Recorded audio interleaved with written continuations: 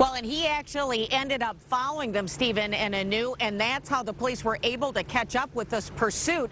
They kept the police on the phone telling them the suspect's whereabouts. Unfortunately, an innocent person was injured in the crash. They say he will recover tonight.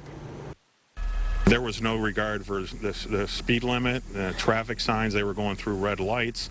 They were cutting around people. Chopper 7 captured the dramatic end to a chase by Livonia police after a suspect's vehicle crashed into an innocent driver and landed next to a tree at Inkster and Joy Roads. This man, Bob, returned home to get his wallet and found the suspects ransacking his house after having kicked in his back door. I walked around here, saw the door was open, walked in the house, and started yelling at him. Well, what the hell are you doing here? I held him in with the storm door so he couldn't get me.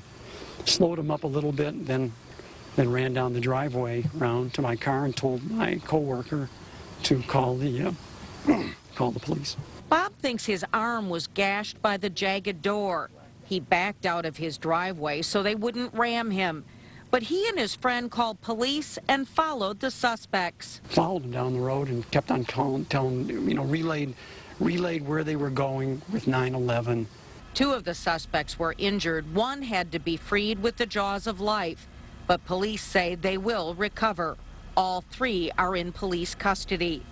Police also recovered jewelry that belonged to Bob's mother inside the suspect's car. Crime happens everywhere, but when it's close to home, either friends, relatives, or neighborhoods where kids go to school, it really bothers me.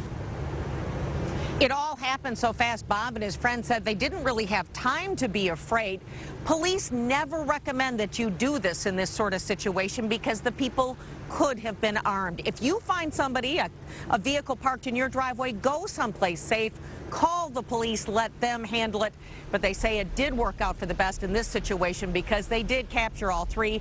They'll be looking into whether or not these 3 could be involved in other similar home invasions in nearby communities. They'll probably be arraigning those 3 as soon as the 2 recover enough in the hospital to have them here in court right nearby, probably with fleeing and eluding as well as home invasion. Live in Livonia, I'm Mary Conway, Channel 7 Action News.